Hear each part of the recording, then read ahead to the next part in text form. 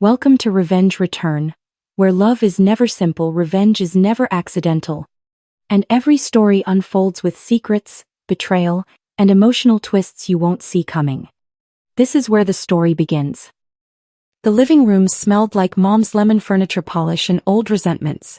My brother Marcus spread photocopied documents across the coffee table with the confidence of someone who'd rehearsed this moment. Deed copies. Property tax statements with his name added in parentheses. A handwritten note allegedly from our late grandmother. See. Marcus tapped the papers. Grandma Dorothy intended for both of us to inherit the cabin. You just filed the paperwork first. Dad leaned forward, reading glasses perched on his nose. This looks legitimate, son. Why didn't you tell us Marcus had a claim? I sat in the armchair that used to be Grandma's, the one where she taught me chess and told me stories about buying that mountain cabin in 1987 for $40,000. Where she'd made me promise to keep it in the family. The leather was worn smooth under my hands. Because he doesn't, I said quietly. Marcus's jaw tightened, that little tell when he knew he was caught but planned to push through anyway. Don't be selfish about this. Family property should be shared. Mom set down her coffee cup with a sharp clink. We raised you better than this greed. The room had large windows facing their backyard, late afternoon sun cutting through in dusty beams. I could see my sister Jennifer's car in the driveway. She'd arrived 30 minutes before the family meeting, clearly briefed in advance. The whole thing choreographed. I'm not being greedy, I said. I'm being factual. Marcus pulled out his phone, scrolling. I've already contacted a partition attorney. We can force a sale if you won't negotiate. He turned the screen toward me. An email from a law firm, preliminary consultation scheduled. Marcus has been very patient, Jennifer added from the doorway. 3 years you've had sole access to that rental income. 3 years. That was specific. That was calculated. I'd purchased the cabin from Grandma's estate 3 years ago for $340,000. Market value, appraised, approved by the probate court. I'd taken out a mortgage I paid monthly. I'd replaced the septic system for $18,000.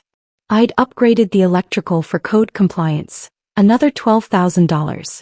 I'd furnished it, marketed it, managed bookings, handled maintenance calls at 2 a.m. when pipes froze. Marcus had done nothing except show up twice for free weekend stays and complain the Wi-Fi was slow. I have the title insurance file in my car, I said, standing. Let me get it. You don't need to prove anything, Dad said, but his voice carried uncertainty now. Marcus brought documentation. I walked to my car in the driveway, the cold November air sharp against my face. My hands didn't shake as I unlocked the trunk. They should have. But something had clicked off inside me the moment I'd seen Marcus's smug face arranging his forgeries on Mom's coffee table. The title insurance policy was in a manila folder, thick with documentation. I'd requested an updated vesting report 2 weeks ago after Marcus had started dropping comments at Dad's birthday dinner about our cabin and shared investments. I'd known something was coming. The title company had been thorough. Every document cross-referenced, every signature verified, every recording date confirmed. I walked back inside. The family had rearranged themselves. Marcus now sitting in my chair, Dad and Mom flanking him on the couch like attorneys at a deposition. Jennifer stood behind them, arms crossed. I opened the folder on the coffee table, deliberately slow. The room went quiet except for the old furnace clicking on. This is the vesting report from First American Title, I said. Dated 2 weeks ago. It shows complete chain of title from 1987 when Grandma purchased the property through the present. I pulled out the first document. Here's Grandma's original deed. Sole owner. Dorothy Mae Carlson. Recorded March 15, 1987. Recording number 87-004521. Marcus shifted. That doesn't mean. This is her will, I continued, sliding the next page forward. Probated in county court. Case number 2021 PR 8847. She left the cabin to me specifically. Paragraph 7, subsection B. To my grandson Thomas Joseph Carlson, I leave the property located at 4485 Alpine Ridge Road. Mom's face tightened. Marcus said there was a codicil. There wasn't. I placed the court order on top. This is the probate court's final decree. Single heir for the real property. No amendments. No codicils. No shared ownership. Judge Patricia Morrison presiding. The silence stretched.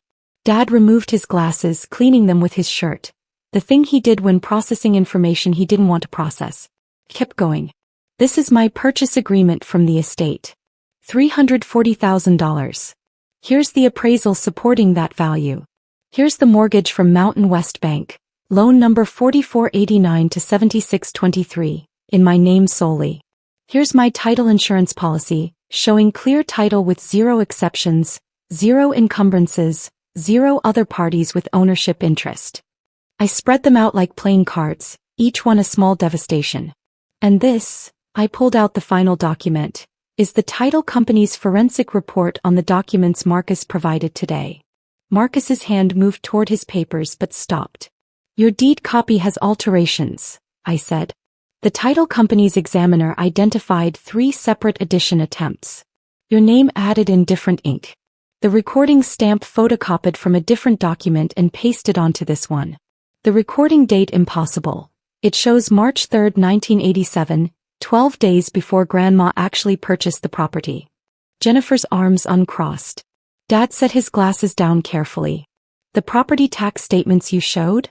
I continued. The county assessor confirmed they're fabricated.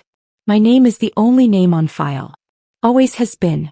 They'll provide that in writing. They also flagged your inquiry last week as suspicious and forwarded it to their fraud investigator. Now wait, Marcus started. The handwritten note from Grandma? I pulled out another page. I sent it to a forensic document examiner. The paper is 20 years newer than when Grandma died. The ink composition didn't exist in 2021. And the handwriting analysis shows 96% probability it was written by you, Marcus. Your letter formations, your specific pen pressure patterns, your distinctive way of making capital G's. Mom had gone pale. Dad stared at the documents like they were written in a language he'd forgotten how to read. I didn't come here to embarrass anyone, I said. I came because you called a family meeting and accused me of theft. So here's the truth, documented and verified. I own that cabin. Fully. Legally. Completely. Marcus forged documents to claim otherwise. You're twisting this, Marcus said, but his voice cracked.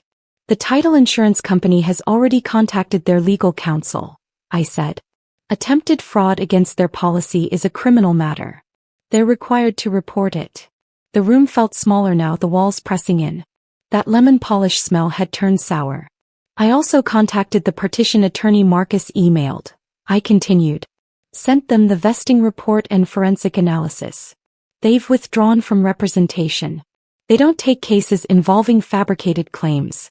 It's in their ethics guidelines. Dad finally spoke. Son, maybe there's been a misunderstanding. There's been fraud, I said. Specific. Premeditated. Criminal. I pulled out my phone, opening an email. This arrived this morning from the County District Attorney's Fraud Unit. They're opening an investigation. Case number 2024 FR 4478. They want to interview Marcus within 7 days. They've also flagged his use of a partition attorney as evidence of intent to benefit financially from forged documents. Marcus stood abruptly, his chair scraping loud against the hardwood. You're really going to do this? Press charges against your own brother. I'm not pressing charges, I said. The state is. Because you committed crimes. Forgery. Fraud. Attempted theft by deception. Those aren't family matters.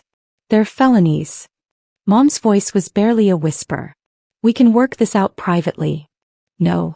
The word came out harder than I intended. For 3 years I've paid the mortgage, the property taxes, the insurance, the maintenance, the emergency repairs. I've managed bookings, handled difficult guests, coordinated cleaners. I've built that rental business from nothing to $47,000 in annual net income. I looked directly at Marcus. You did nothing. Then you decided you deserved half.